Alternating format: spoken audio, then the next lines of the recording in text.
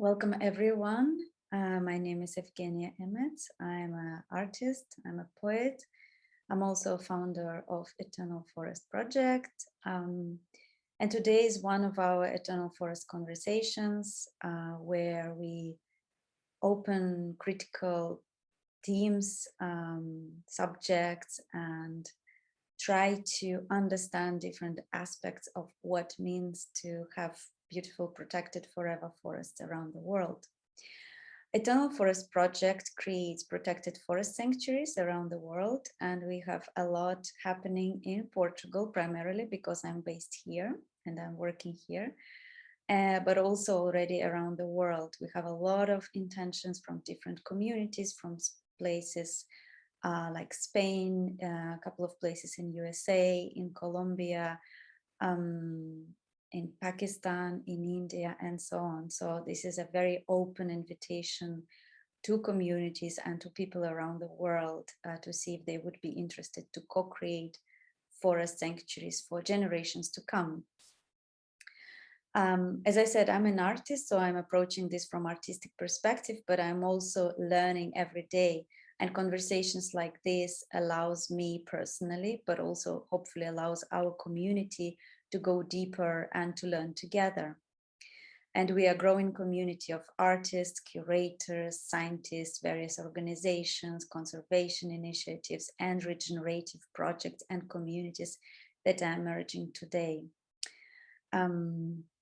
I'm going to share with you later all the different channels that you can follow. You can choose to subscribe, to watch our videos on YouTube, and so on. Today's conversation is special. So we were planning a conversation around, I would say, spaces that are affected by conflicts and by war. And we would still love to do that. And that's probably going to happen in May, and how militarization and war affects biodiversity and ecologies.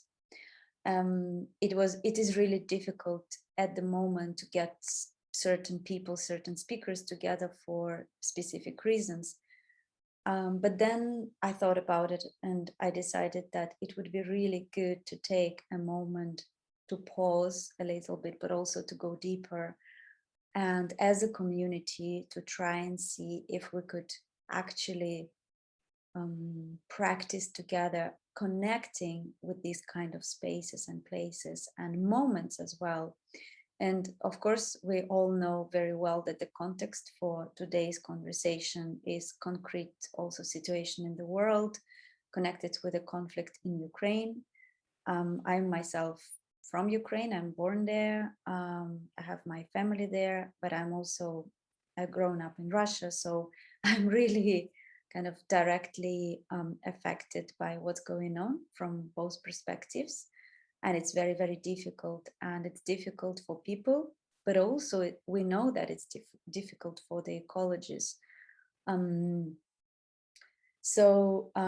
Today's conversation happened because Daniela Cato introduced me to Harriet Sams, and I'm really, really forever grateful for this introduction.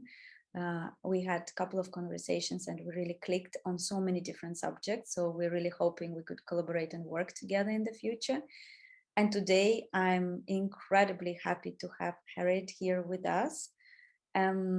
She will do her own introduction. I'm just going to say that at first I got connected with Harriet as a druidess. I don't know if it's the right way to say.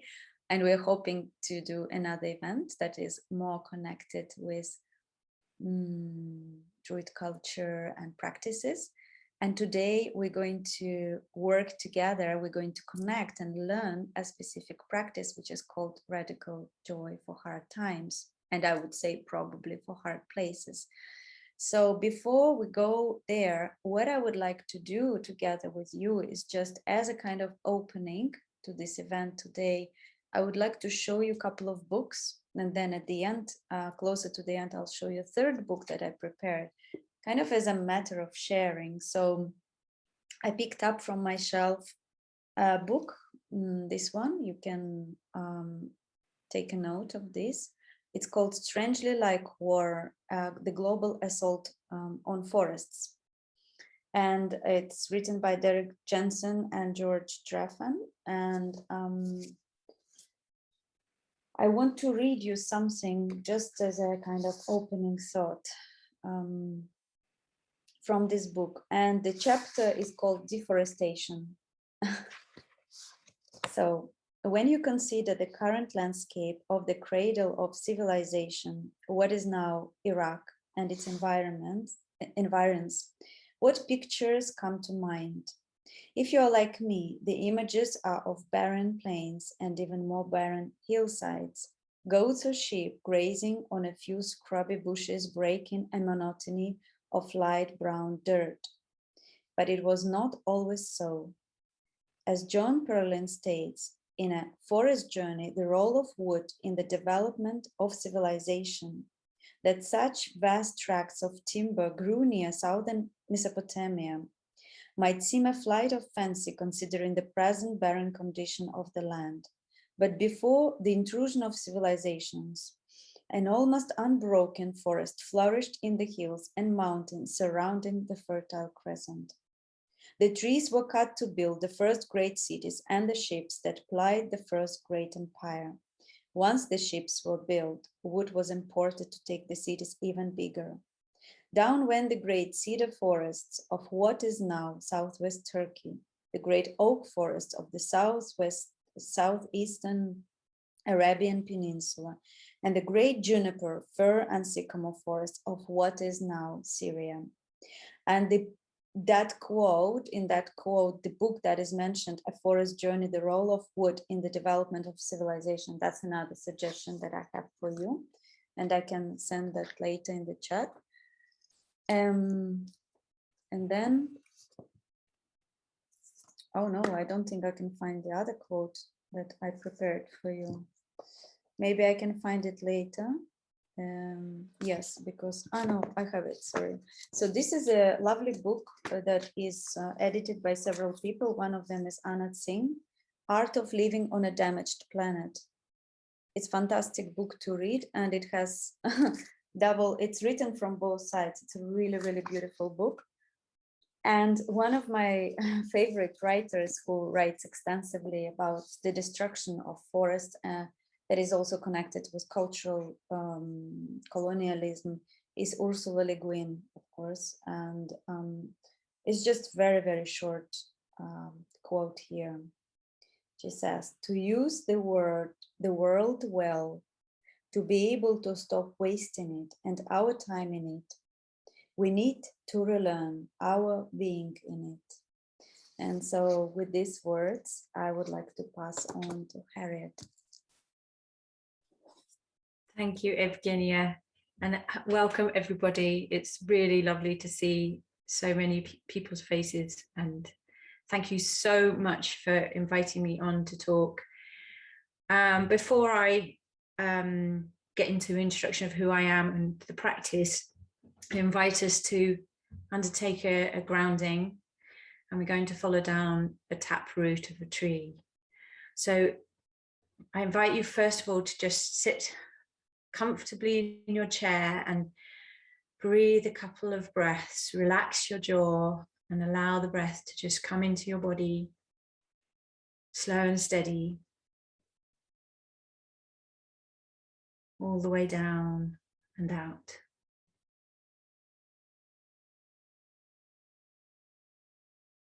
When you feel ready to be fully present, first of all, I invite you to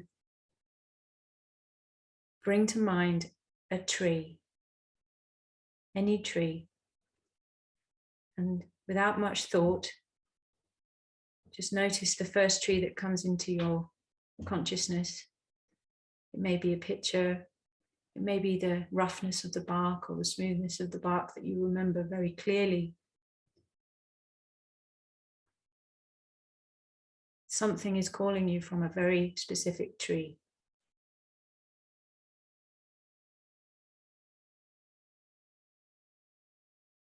And you greet that tree.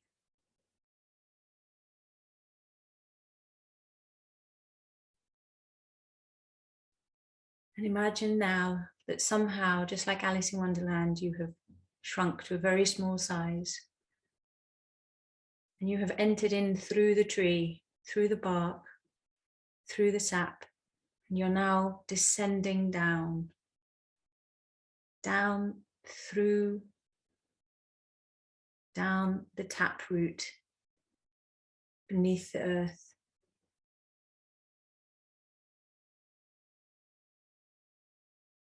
And as you go, you can feel the quality of the tree changing about you.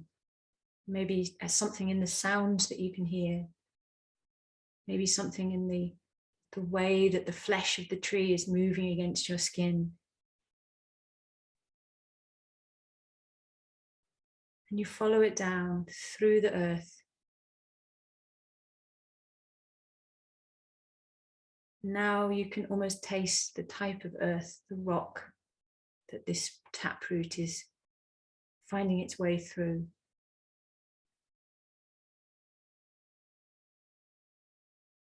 And as you descend, the taproot is now beginning to get a little thinner, but it's still so strong.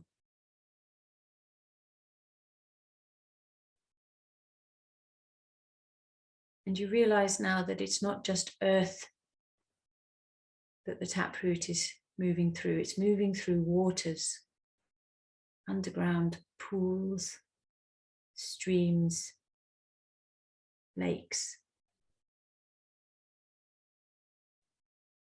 And feel how it feels to be the taproot moving through the water.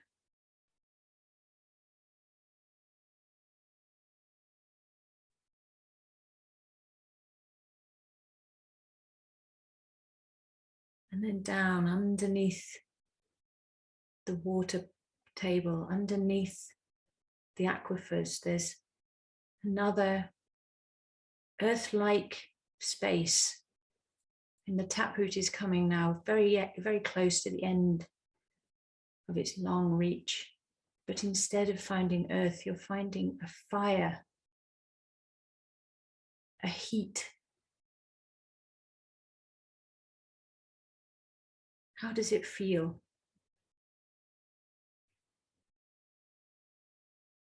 Is it burning you? Is it warming you?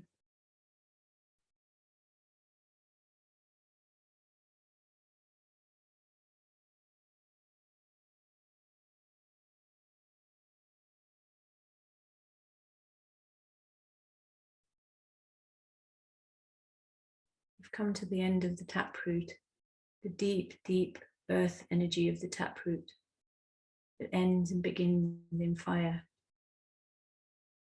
And you make your way back up the taproot through the water.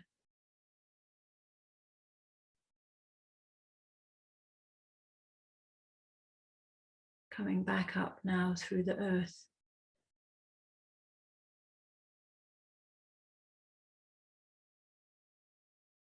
Back up now into the core of the hard part of the tree. And then you can step out through the sap, through the bark, back into the outside world. You become yourself again. You reconnect to air in your lungs.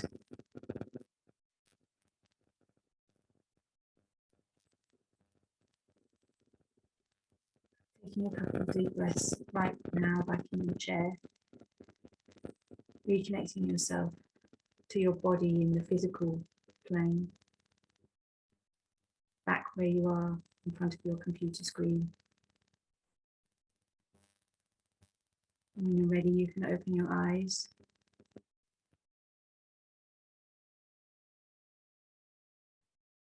Just while you're in that space where you're still mentally, psychically connected to the tree, I invite you to write into the chat, what tree?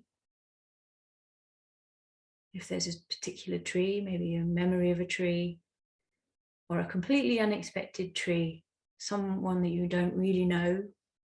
Maybe it was the archetype of the tree, as it were, the tree that's in your subconscious that represents all those trees.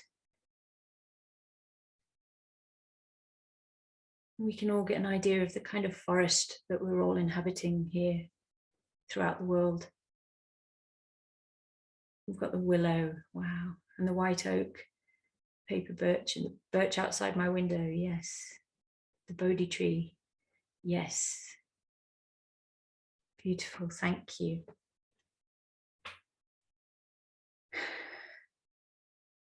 Inez saying a damaged but still vibrant oak. Yes, indeed. Wow, wild fig tree, wow, how beautiful. And another oak, ancient oak. Thank you for giving us a glimpse into your forest. So my name is Harriet, and I'm a teacher, tutor, guide for the Treaty Trust, which is a ecotherapy charity, and we train ecotherapists, and they don't have to necessarily come from a psychotherapy background.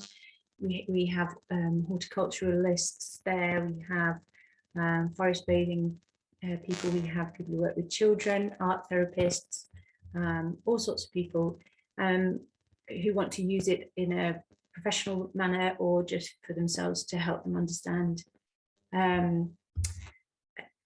to help, sorry, is my phone getting in the way of things? Right, let me just turn it off. Sorry, everybody.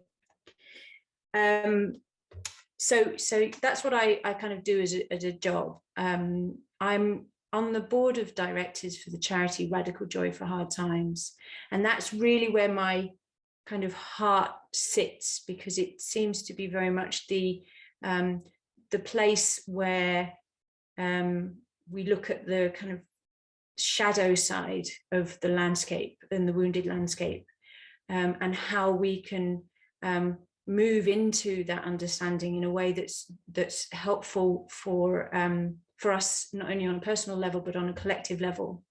And I've worked with communities that are under immediate or ongoing threat through things like fracking, open cast coal mines. And then also on an individual level with working with people who are experiencing that kind of othering of their landscape that meant something to them on an individual level, but doesn't seem to register on a collective level, doesn't seem to register on the activist kind of level. And I find that actually that's happening a lot now at the moment, where we're currently, I'm living in France right now, but I'm UK based as well, where there tends to be this kind of assumption of progress for the sake of progress, and we're losing the personal geography of our worlds at such a rate that we're almost not being given permission to have any feelings about it, to have any emotions about it, and to say, well, that was my meadow, I grew up in that meadow with those ash trees, and now it's a supermarket. I'm really mourning this, but there's nowhere to go with that. There's nowhere to hold it, and there's very few organizations that really understand that. And it's a very important aspect of activism, coming to understand that sometimes these huge systems, these huge powers that seem to be completely insurmountable, we can put in as many complaints to the council, or objections to planning as we like, but we have to at some point resource ourselves when we realize that that's not, it hasn't happened, it hasn't occurred, what we've wanted as the outcome hasn't eventuated. So we have to do two things. We either turn ourselves away from the woundedness of our local landscape, or we move towards it and embrace it in a way that feels like we can manage it in some sort of way. And so Radical Joy for Hard Times has done that for the last 13 years all over the world. We've had projects all over the world in different sort of kind of environments. So as I said, from immediate sort of very, very important activist sites like, you know, against fracking or open cast coal mines, and then these more sort of personal sorrows and enduring wounds that small communities really would be even aware of, and it's become a very powerful practice. And when Evgenia suggested having this conversation, and with the proceeds going to the Voices in Ukraine project, and the idea that we all have a choice to bear witness to what is happening, or turn away. And maybe we have that choice. We can turn off the TV, we can turn off the radio, we don't have to be plugged into social media, and we can, to a certain extent, say, well, I've surrounded myself with the things that nourish me, and that, yes, there's terrible things happening in the world and there's nothing I can do about it.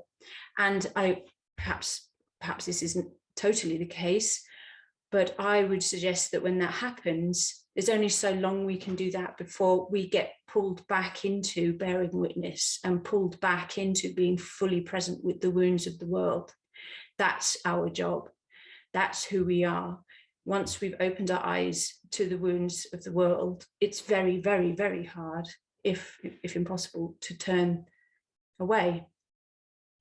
And so what I'm going to offer to you now is a practice of bearing witness, and bearing witness without expectations, without trying to fix, without assuming that we've got any kind of authority over knowing what's best for a wounded site, but allowing everything to come up, every single rage, confusion, sorrow, you know, allowing it to come up within a safe container, where it's safe enough, and it's safe to be unsafe.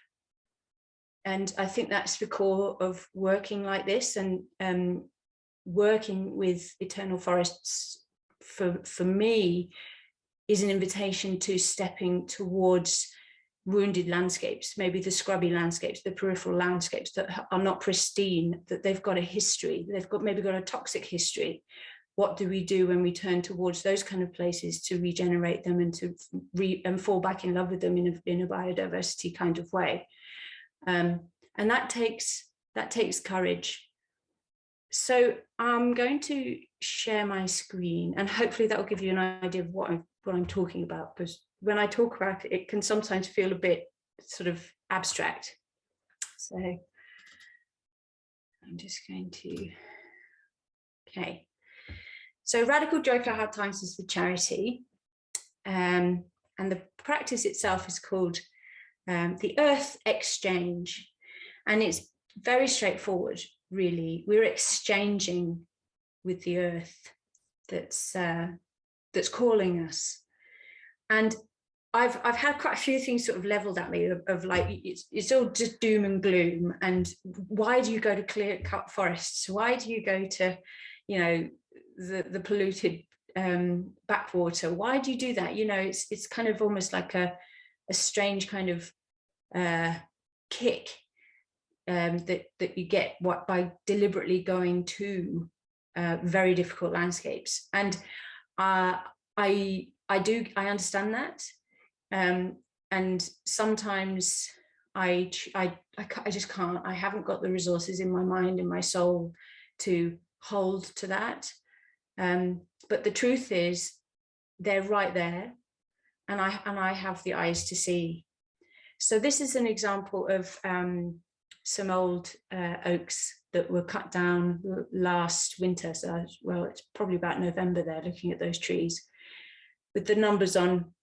It's all economic, you know, they will be made into something. And in the area where I live, a lot of the old oaks are being cut down to be made into beams for the new church in Paris, the one that burnt down. Oh goodness. Notre Dame. Notre Dame. So in a sense, looking in the wider picture, this is perhaps something that has a good, potentially a good outcome. But the truth is these trees have been felled and they've got pink numbers on them and they're just lying there. And I feel the energy of them, you know, leaving. I feel the human actions very powerfully. And so all of the emotions are coming up for me. So this is step one. I go to a place that is wounded and I tell the place and others, if other people are there with you, what you're feeling.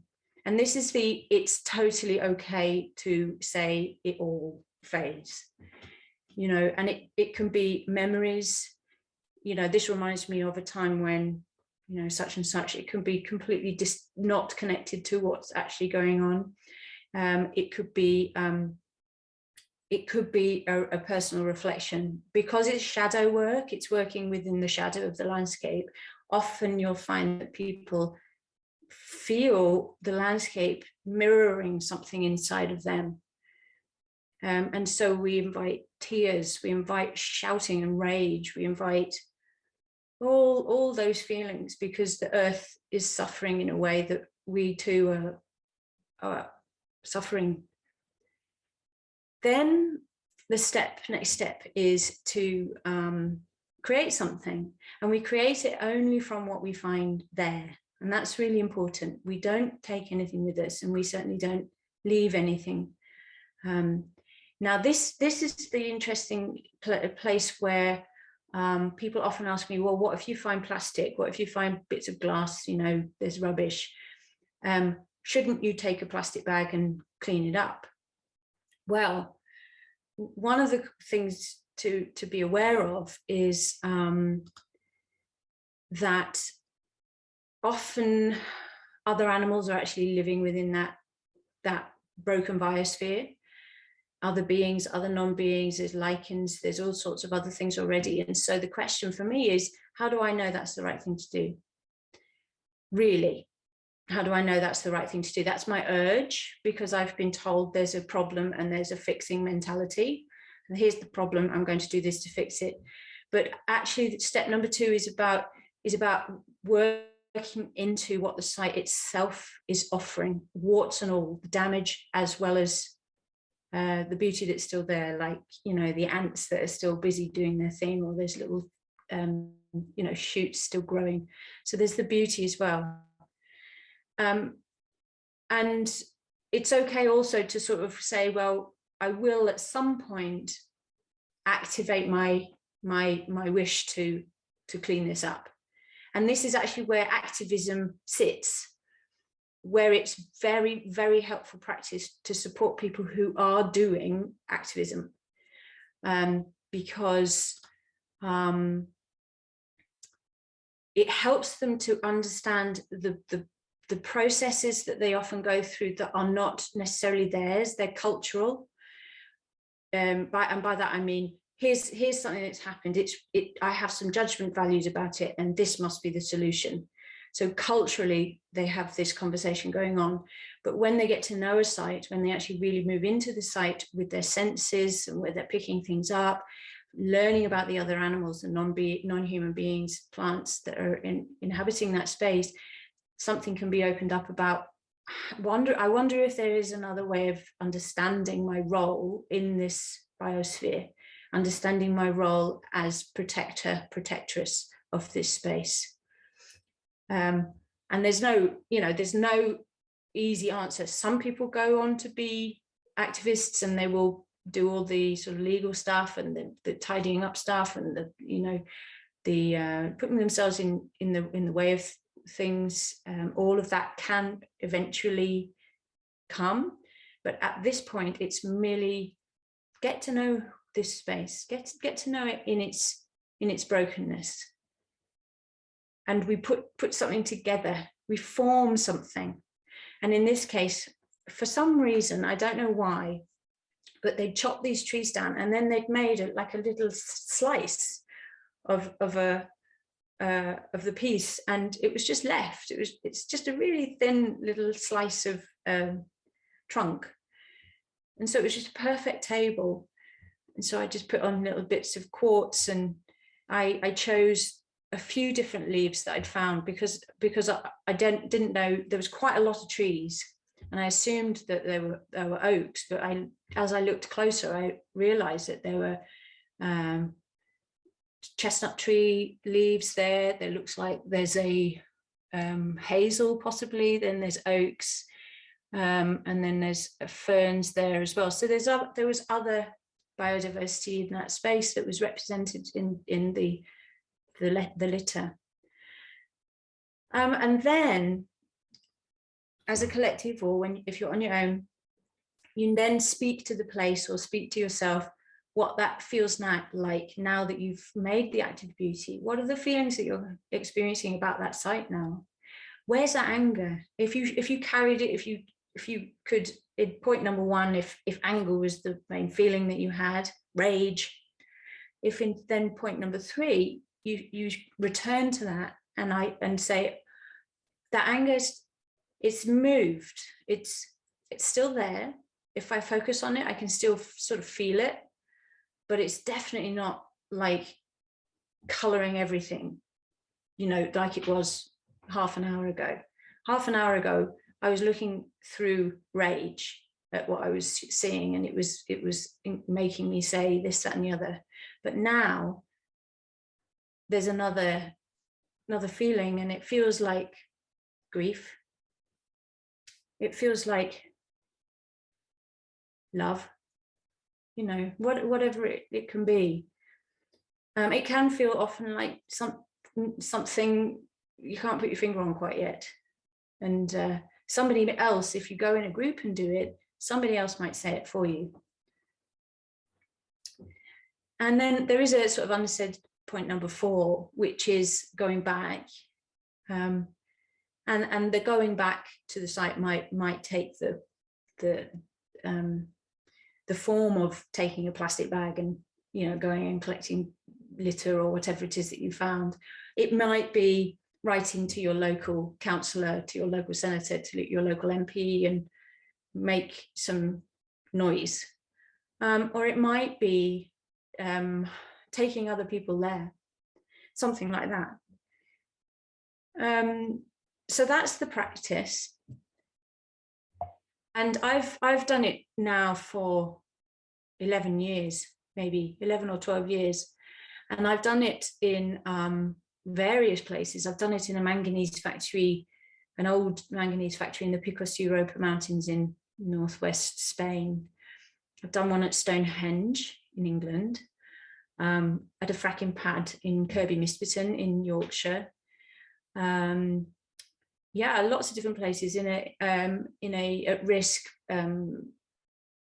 stone circle in North Cumbria that was 4,000 years old, and that was, for me, that was very much a powerful experience, because my background's in archaeology, and I'm doing a PhD in archaeotherapy, which is connecting to our ancient sites in a way that feels therapeutic and supportive to the individual. But of course, my research is showing that it's reciprocal. But I took people to that one because there was a larch plantation. It was on a private field, and they planted larch, and larch is a very fast growing pine that's very top heavy.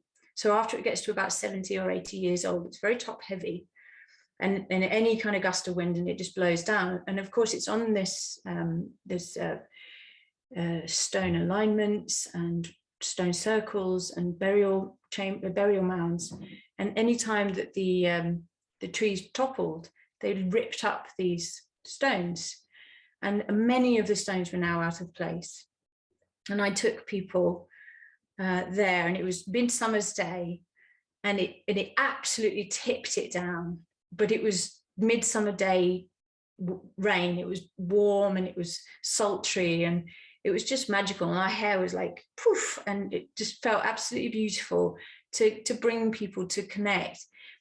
And what I found was, even though it was totally broken, a site that I'd been to visiting on my own, and I'd mooched around a lot and felt real sorrow and terrible grief about how we've treated our ancestors and the remnants of the ancestral wisdom that we should really be just holding on to and re-tapping to.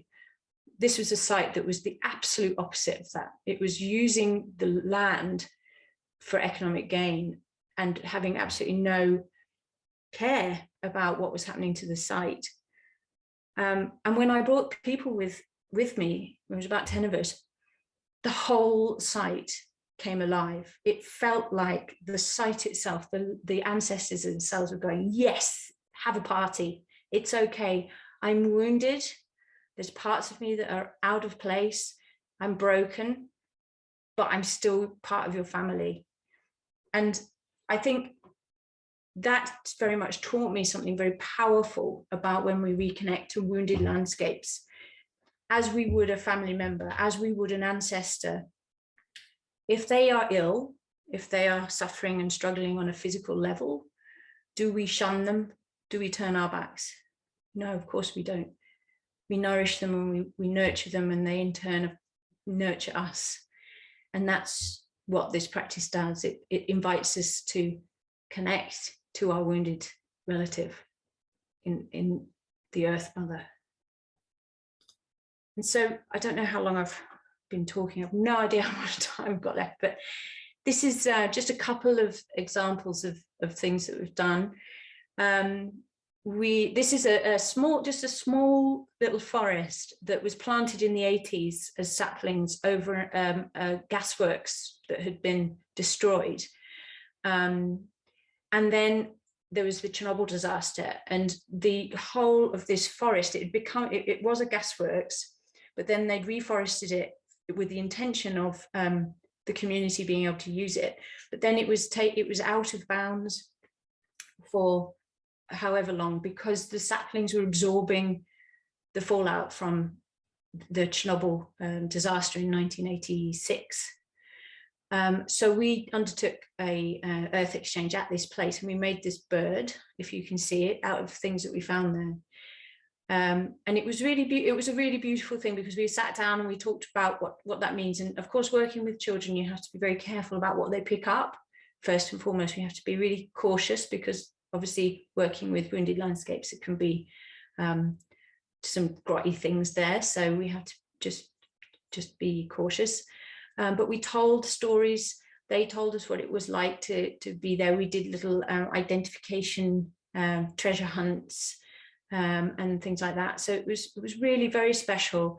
And for the older person there, the older woman who came, she remembers very clearly what had happened.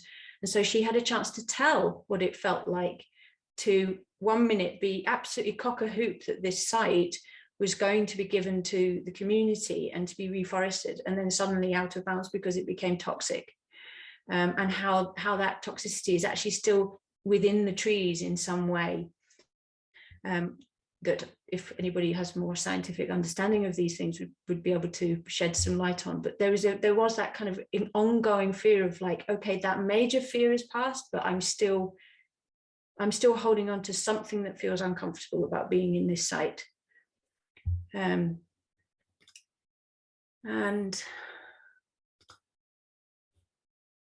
right, yes, and then this one's in the USA. A group of people made a bird. So the bird's wings are outstretched, and the fan of the tail is towards the people. And this is an example of how that site specifically meant something to those people, and it brings people from the community together to talk about their own experiences of the landscape, what's going on for them, and how really important that aspect of it is, as well as on a personal level for your own understanding of your own changing landscape, and that you have space and a ritual to reflect your own sorrows and losses. You don't have to have somebody there to say, yes, it's okay to miss that meadow that's now a housing estate, or to mourn that there's now a dual carriageway going through the forest that you love so much. It's okay to hold that. But community, you know, it is surprising that when we say this is a place that we love, would you like to come along and do this together? Often it really brings people together because there are stories to tell. And so finally, again, are we all right for time? Because I'm kind of coming up to the end. Yes, we're good. We're good. There's a longer immersion that we're now offering called Attending to Place, which the one that I've just given you, you can literally do it in half an hour.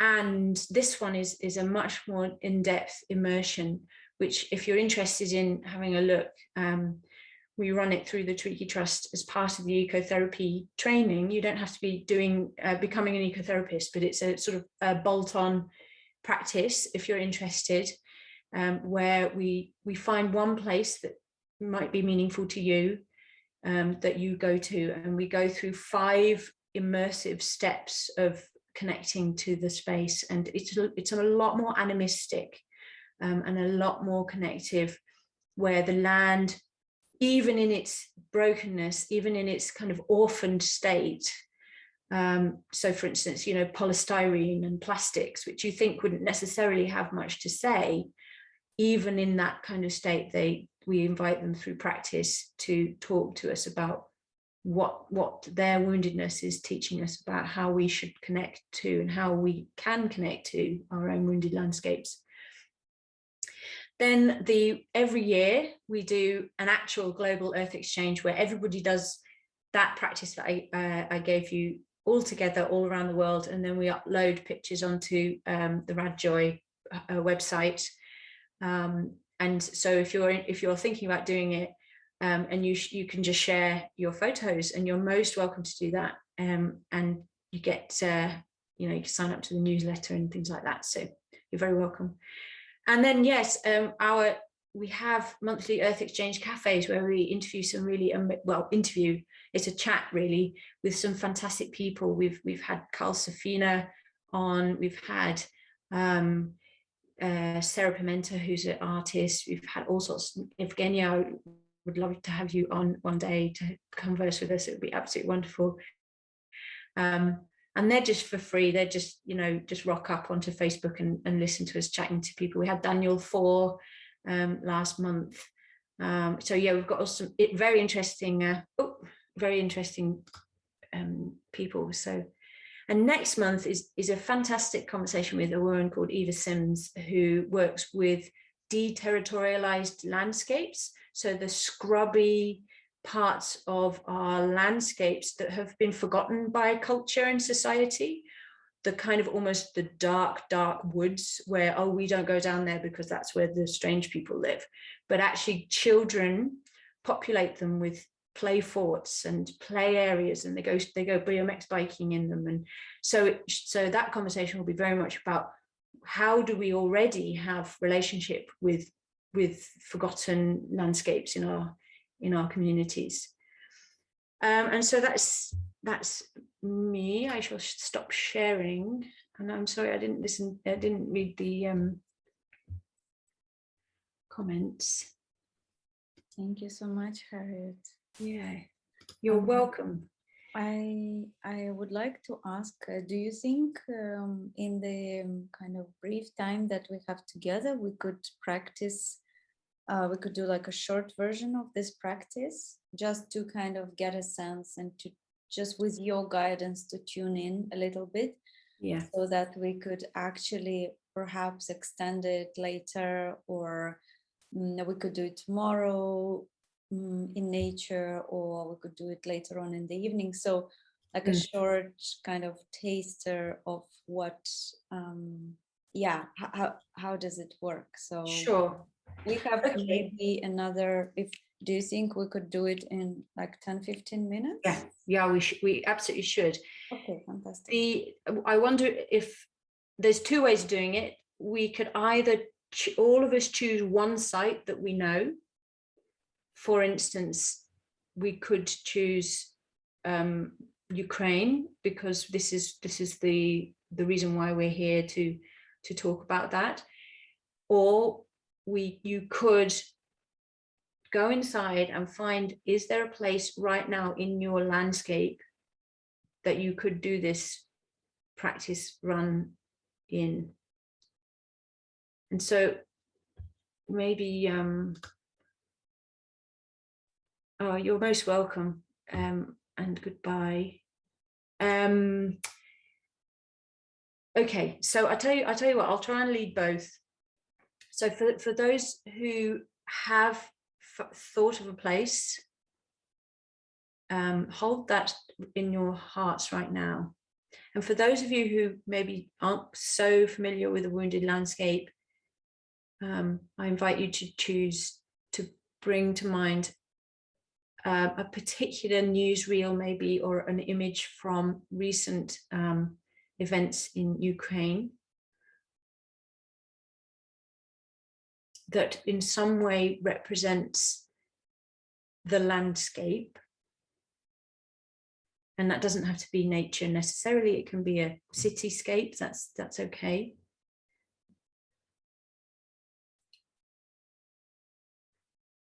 And so I invite you to go to that place in whatever way feels right for you now, knowing that you're safe right here. I invite you to step towards the place that's calling you, that is wounded.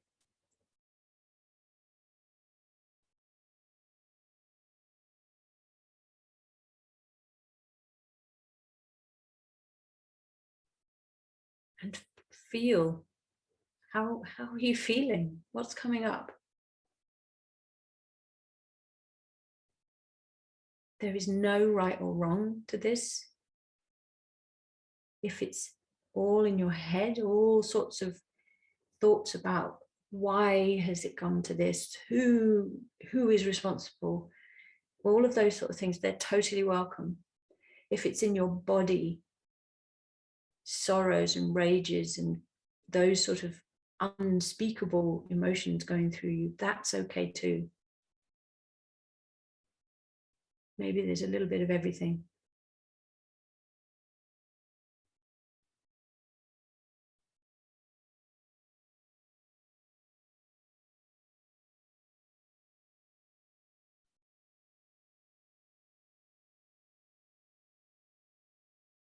So now I invite you to, in your mind, or even in a journal, if you have a piece of paper to hand, you can write down or say how you're feeling out loud to the site. And you can, we're all on mute, so you could even just just say it out loud if you want. So you can hear yourself saying it.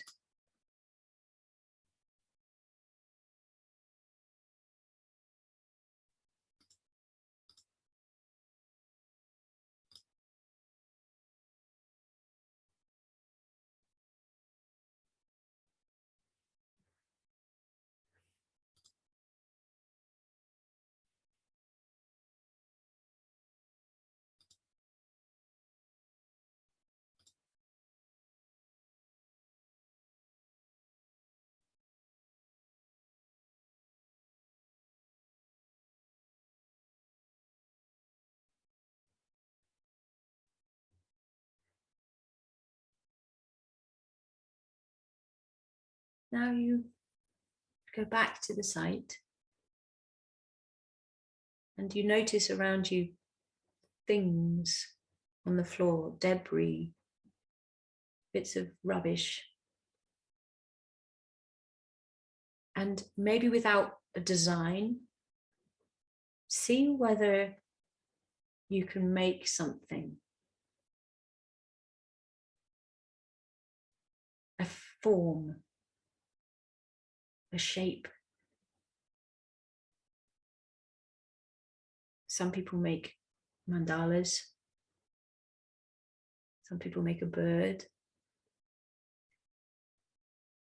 Whatever feels like it's coming out of your placing. Spend a little bit of time doing that.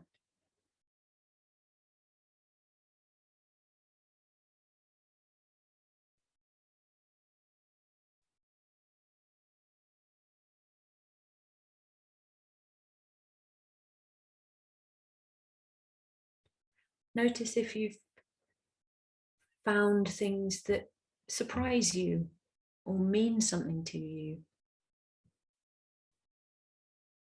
If there's a backstory to what you've found.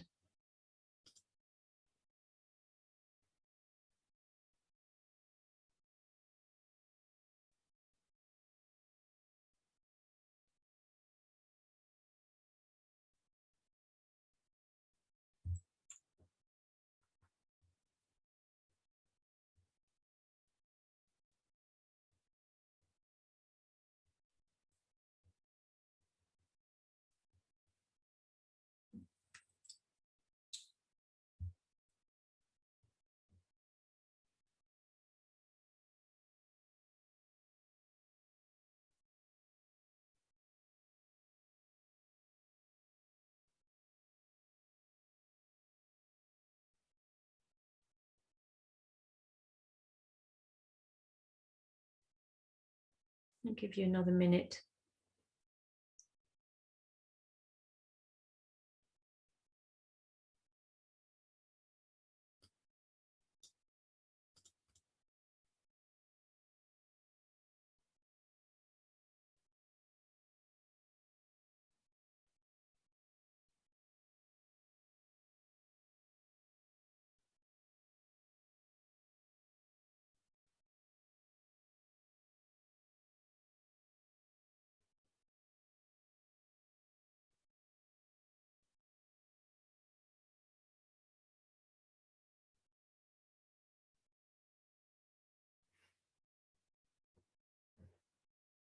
Now, we're now entering into the third part, which is noticing how it feels now. Now that you've made your act of beauty, you've spent a little bit of time getting to know your site really intimately, feeling the things with your hands, picking them up, placing them. How do you feel? Where's that emotion that you had to start with? Is it still there? Has it changed?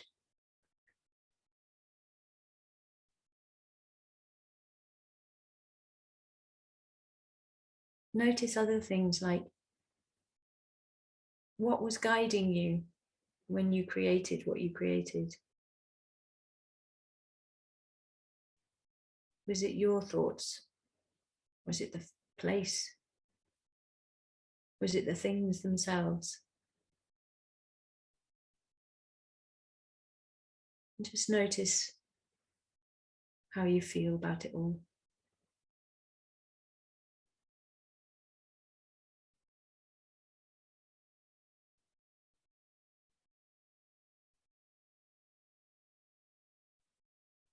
Just give you a minute or two just to write down anything that you don't want to lose from this earth exchange.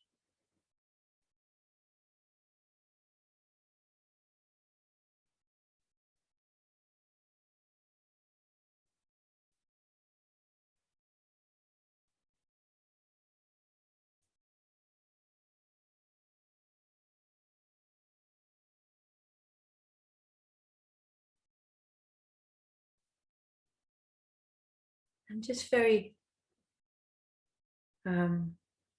briefly, just to say, hold lightly to the possibility that in the next day, week, months, that sort of unspoken point 4, step 4, might start taking form. It might not, that's absolutely fine.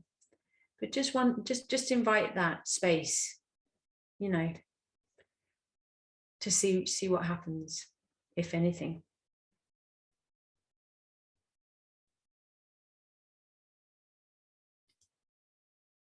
Okay.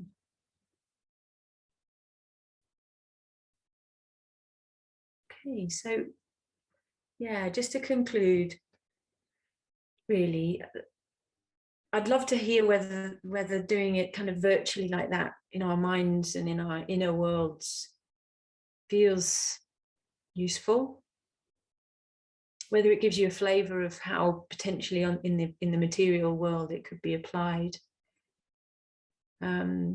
Yeah, so anything like that's very welcome. And just to thank you for allowing me to share this with you. Daniela, you have a question?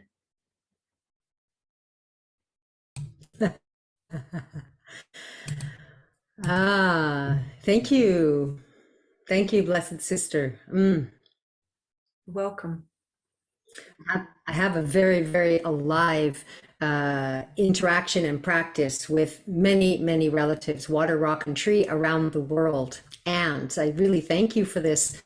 Just to share your question about doing it in consciousness, I would say yes, yes, yes. Yes, yes, yes.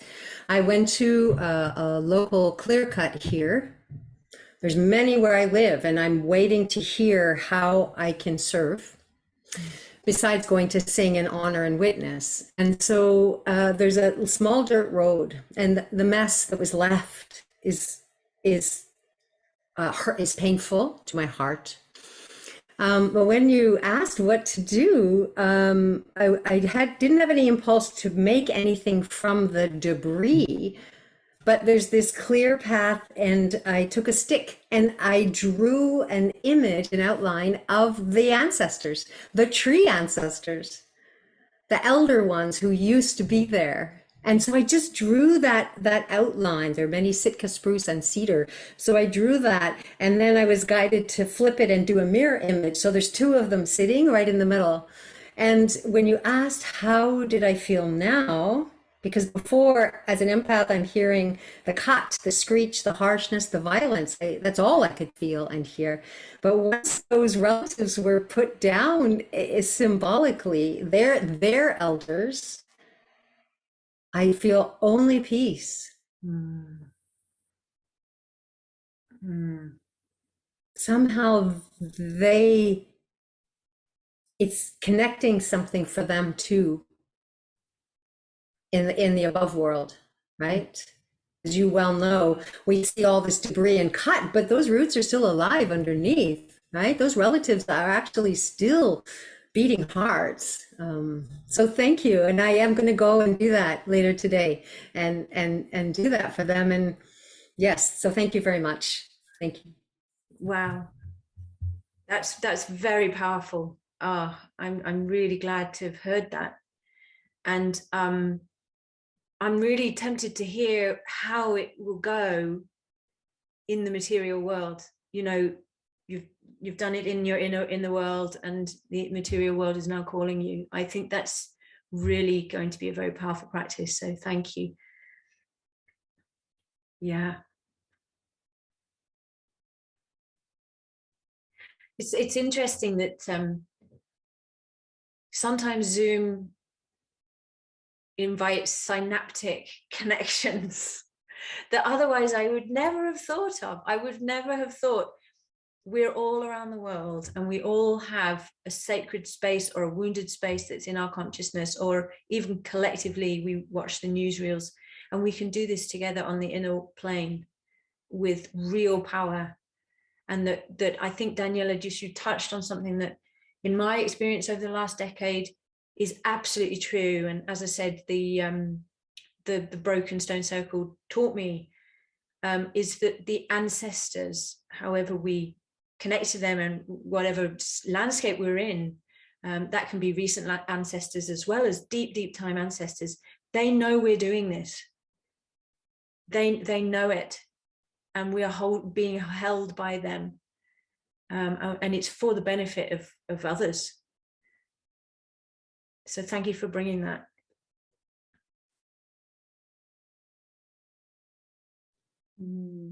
Thank you so much for sharing, Harriet. This is really powerful practice. I wanted to ask maybe if someone else wants to share, if maybe we can hear one more from one more person.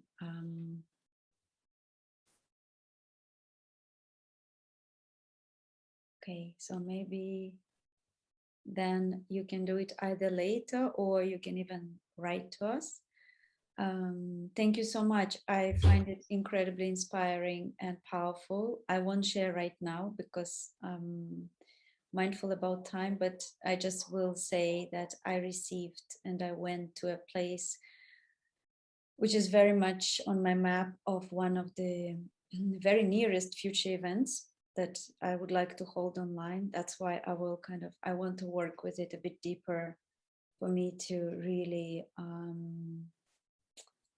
yes, experience it deeper and to have kind of creative resolution. All I would like to say that for me, this practice is it turned out to be very creative. Like I feel I can find a creative inspiration, what to do, especially in the situation when it is actually still happening in a place, like the destruction is happening and potentially it can get worse. So I probably I'll share in one of the next events about this specific place. Thank you so much. I think it's really incredible and it definitely works on Zoom, and we've done similar practices before, and I think once we have this kind of like-minded circle and we tuned in, it is very powerful to hold that space together, even in the digital space.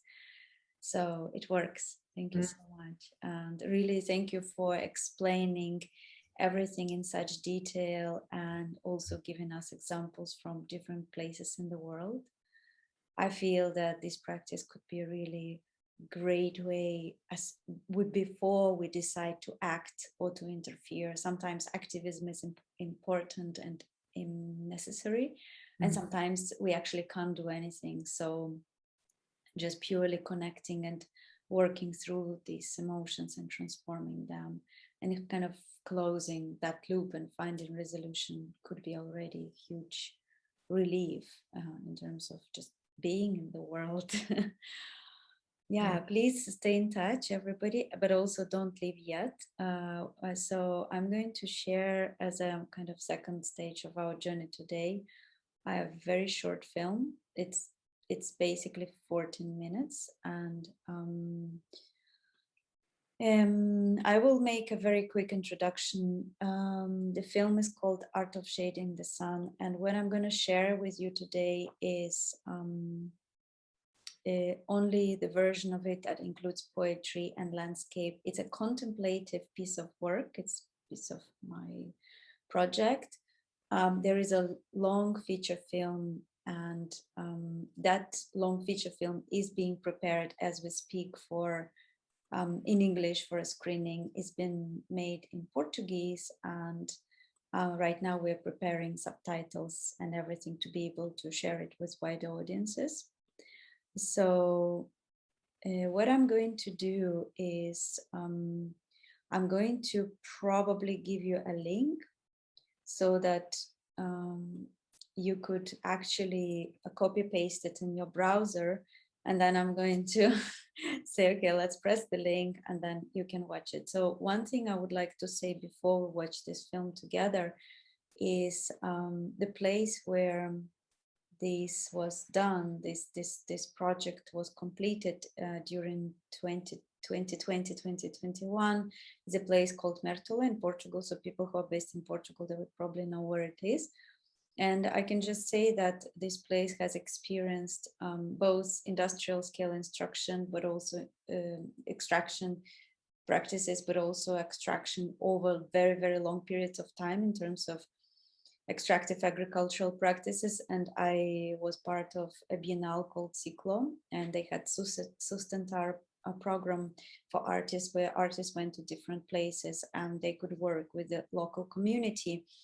And what I observed is this kind of really large scale devastation of the land, of course, deforestation, but also many other aspects, including mining of all kinds of things, including metals.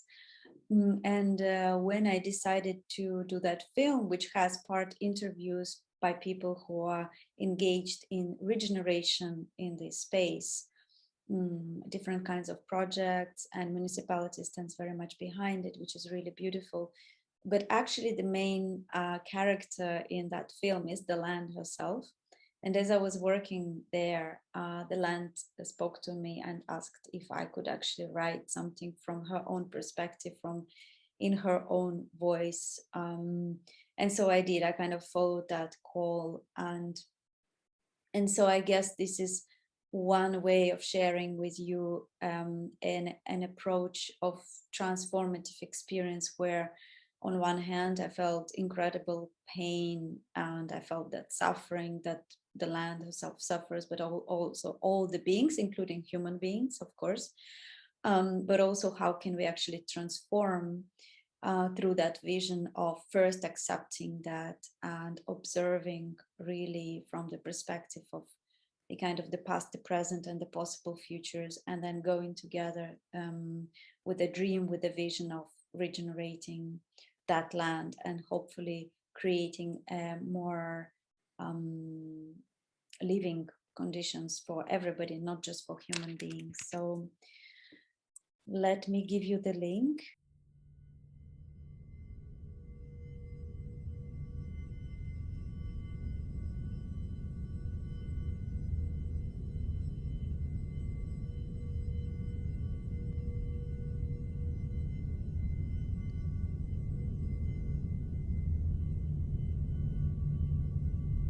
When all your streams are bare, you turn to me.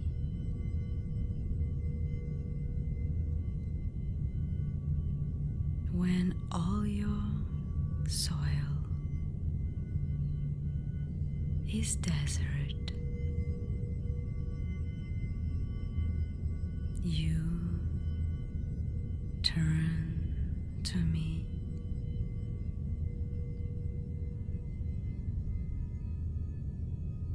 When all your food is poisoned, you turn to me.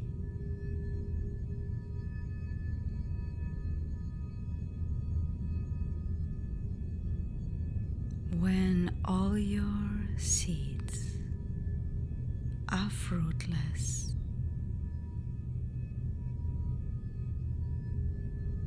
you turn to me.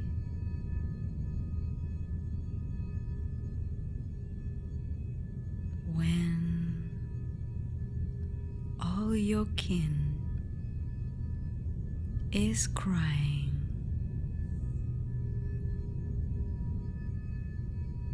you turn to me.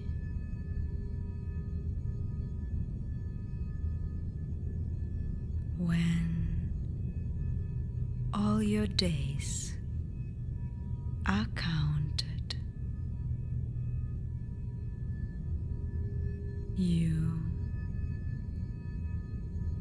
turn to me.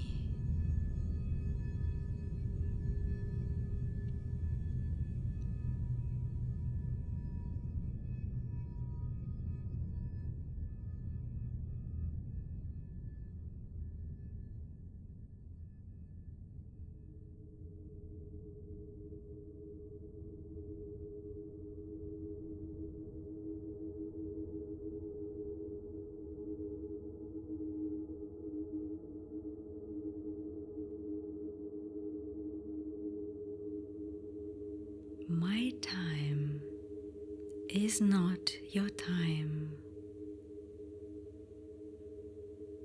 My time is wisdom coiled beneath the roots. My time is light, the one you know as food. My time is seed that knows how long it's due. My time is backwards, from the future towards you. My time is you, the fish within my stream. My time is soil, the keeper of your dream.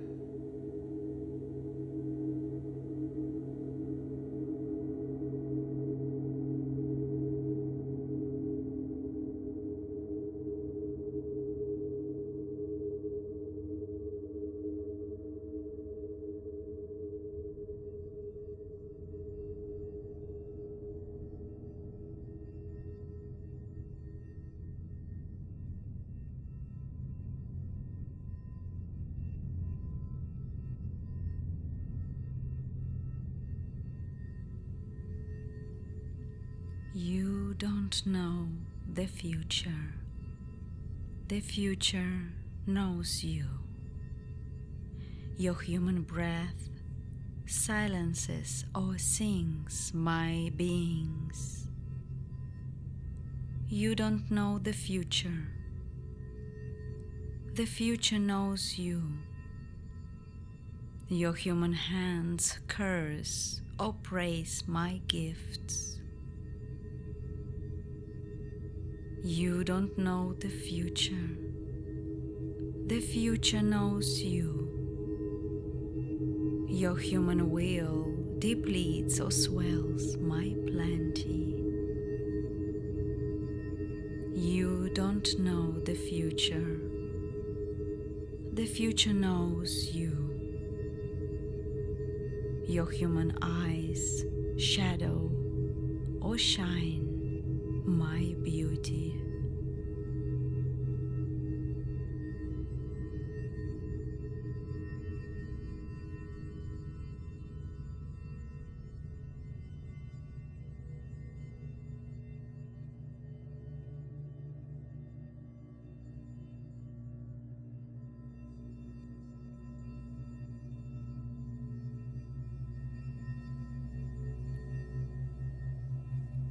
Your burning dream,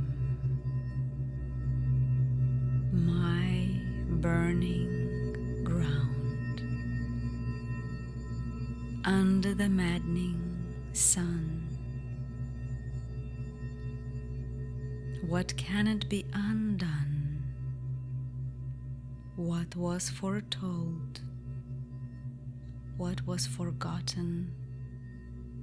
What was forged from my living beings for your soul desire? What was driven from my fertile skin into the blind oblivion of sleep must be recalled, must be released, reciprocated, received, restored, rejoin your living dream, my living ground, under the giving sun.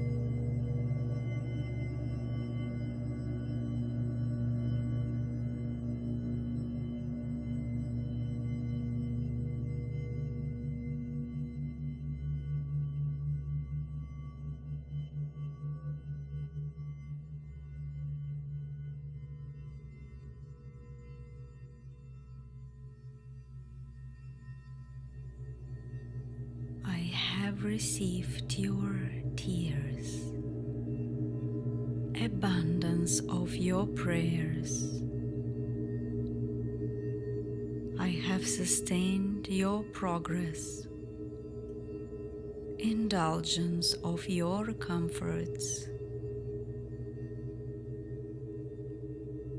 I have survived your plunder, distilling all your poisons.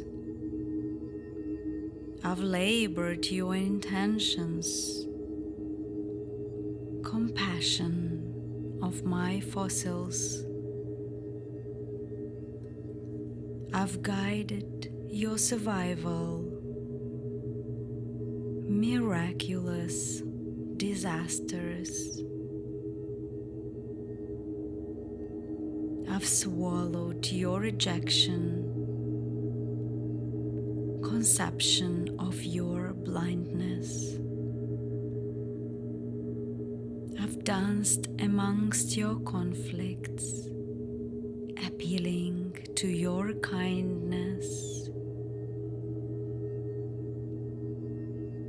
I've taken in your bodies, regrowing them as forests.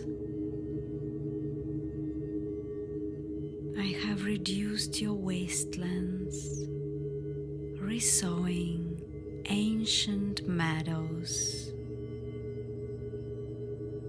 I've grounded you inside me, for you to reach your shadows.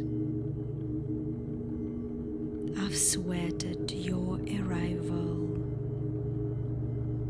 for us to heal together.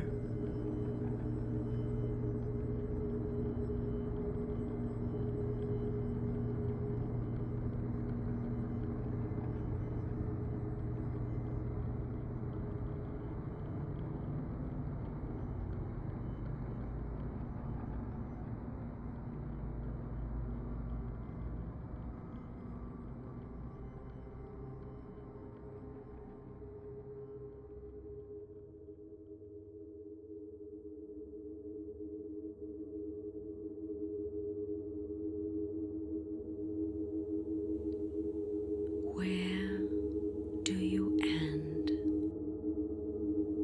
Where do I begin?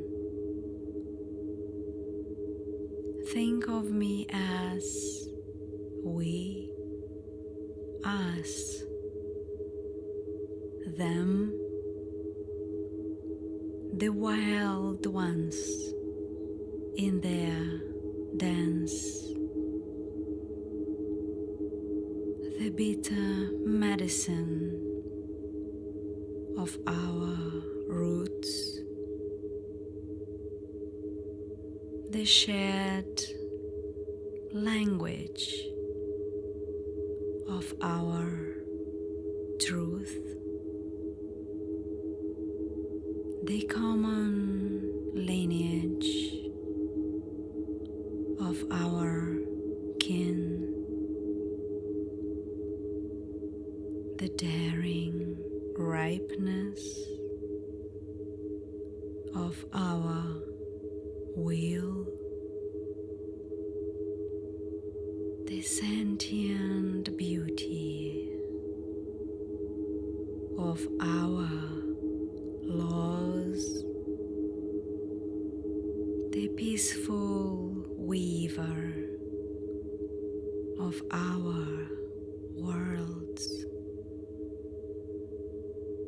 the ancient pollen of our being, the timeless presence of our dreaming.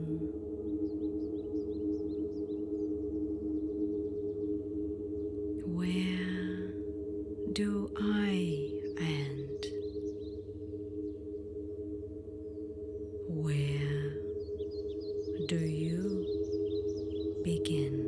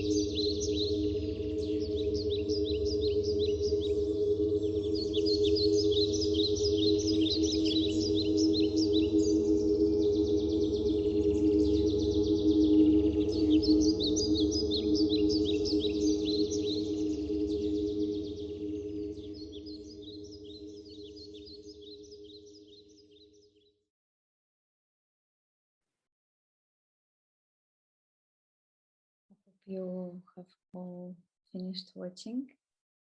Yes? Okay, good. Thank you so much. Yeah, I guess my learning from working on this project was very much an invitation from landmarks, bodies of nature, rivers, mountains, forests, to step, for me to step into this space of actually writing in their voice and really bringing their voice to the forefront. And I'm very much aware that as a poet, I'm always writing through my own prism of my language, my experience, my philosophy, my understanding. But I do also believe that at this point we must make the kind of step forward and say, well, what if we could co-create, co-write, co-plant, co-design together with nature, and what would it mean for us and for all the future generations? So I hope you enjoyed. Maybe if you have any, maybe we could have a moment of just some notes, ideas, observations, and yeah, if you want to share something as kind of last few minutes together.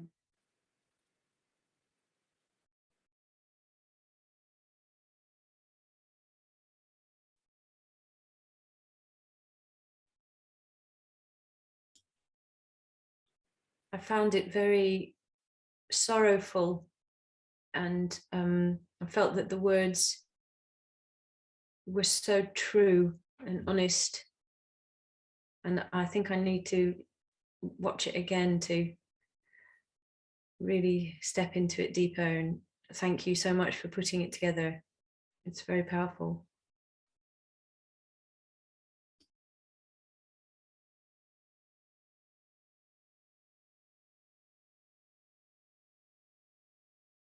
I'm really curious about the people who came today, a few people maybe first time to one of these events. So I'm really curious how it was for them. If you can say maybe a few words, share with us your experience. A few new faces.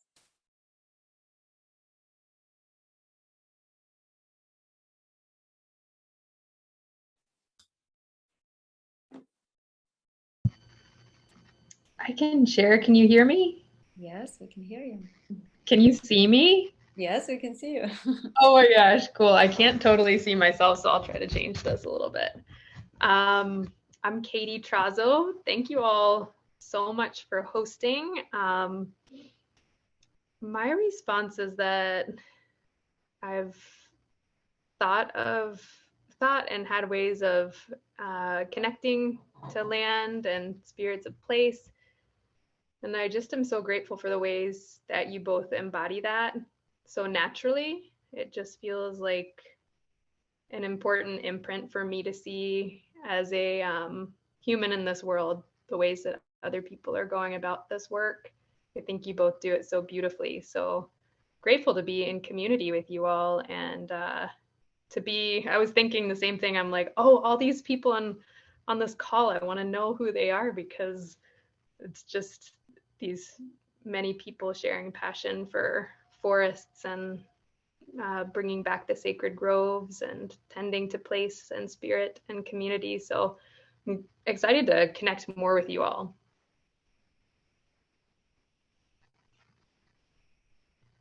Well, there is a very concrete way to connect. There are several ways. There are lots of different channels. There's Telegram group, which is just announcements. There's Facebook group. I think it's one of the best ways, because I share a lot of, and of course, everybody is welcome to share what they are working on and inspiring articles and inspiring research. And we've got this, it's called Eternal Forest, you'll find it, it's a group. So we've got it growing every day. There's new people joining. I don't like Facebook so much, but I find it still one of the best kind of vehicles to connect. There will be much more happening. I mean, there's much more happening in local places. Of course, there's kind of physical community in Portugal, and then where I'm working in different locations, there's also communities there. but I do believe that everybody can contribute. I do believe that whether somebody has land or has a project or not, there is so much that everybody can bring through art, through poetry, through music, through various experiences. I do believe that we have to connect, and we have to kind of, through all of our different approaches, bring people to that space where people can really drop their guards and be with the land, with the forest, and truly start sensing and feeling. And maybe not everybody is ready to open to something like sentience of plants and the land and rocks and minerals and water bodies. It's kind of a big jump for a lot of people. I do feel that step by step we can do it, and it doesn't really matter when it happens for us personally, for each of us personally. It matters that we are making some steps towards it. And I think only when we love something truly, a place, a space, then we can really protect that place, originate that kind of place. And where are you, Katie, right now? I live in Roanoke, Virginia. And actually, Harriet, I went to one of your circles. I'm friends with Liz Meacham and Damaris Crystal. So when I saw your name, I was really excited to hear and connect with you in this space as well. Oh, that's just wonderful. Oh, it's made my day. That's wonderful. Thank you. It's good to see you again. Good to see you. Thank you so much for sharing. Someone else? Emma, I think you unmuted yourself. Maybe you wanted to say something. Yeah, just it's been really helpful listening to you both, and I think a reminder, something about intentionality in communication, and how empowering it is, even in our powerlessness, to realize that we have relationship. It's something I easily forget. I live in the middle of a city. I don't get out much. I have to take what I can get on my doorstep. But even there's so much. And hearing the voice, even through your poetic lens, but hearing the voice of the land. And in your descriptions, Harriet, that example of that midsummer day, it's just so beautiful. I think love is the thing that comes to me through your voices, both of you, and that is incredibly empowering. Thank you. I'm so glad to see you too, Emma. It's really wonderful to have you here. Yeah, it's and I just want to say before we go that I'm really taken and fully support Evgenia's project with Eternal Forests. It's really speaking to me in many ways. So I feel like this practice has found some sort of home. There's a lot of alignments going on, I feel. Thank you. It's really, really great to have you on board. I think that this kind of work that we are doing, we can only do together.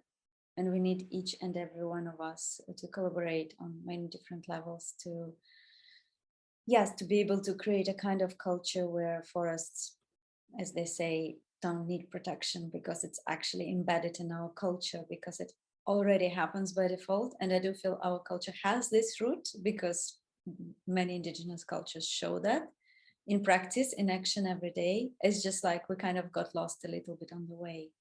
So my hope is that we can recreate that culture by actually connecting like we're connecting now, by opening that sensitive place, and perhaps sometimes through pain going to that opening, which is a potential in each and every one of us, where everybody, absolutely everybody, can contribute with a gift that they have, that they hold. So it's beginning of beautiful journey. And on this call, there are people with whom we're directly working already. So Karen is here.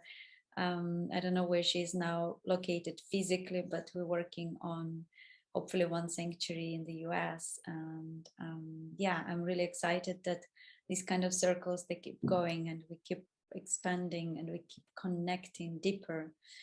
One thing I'd love to say, just like for a moment, of course, that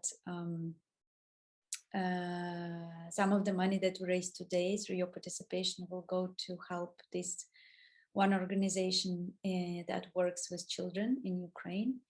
I just want to say that I'll be doing more events, and all the next events until the end of this year at least, I will be doing kind of on my site. I will be contributing for free. So I would always take percentage that will go to one of the charities or directly to actually Ukrainian people, because right now there's lots of them arriving to Portugal. So that's why please spread the word and come again. There will be lots of beautiful opportunities to connect with lots of different subjects this year. So I'm really looking forward. And Harriet, I'm sure, will be our guest again, because we're preparing something very special in April. So let's see if it comes together. And for the end of May, we're preparing a special event again. I hope to get the right speakers on board about this connection between the militarization, the wars, and the biodiversity loss. So it's a very important one for me, and I'm trying to get the speakers that can specifically speak about something quite current, and also something that is quite close to the current situation. So yeah, so I'm looking forward to seeing you again. Harriet, thank you so much for being with us. I feel like you opened such a beautiful space. I feel personally very going deeper and exploring deeper, given that now we got this beautiful practice. We're going to share with you the video and the presentation if you allow, and I'll share the film again. So that will go through our MailChimp, and then you can share with your friends. Please feel free to do that. Thank you so much, everyone. Thank you. Yeah, I'll definitely do that. Thanks, everybody. It's been really special. Thank you. Thank you. Have a nice evening, everyone. Bye.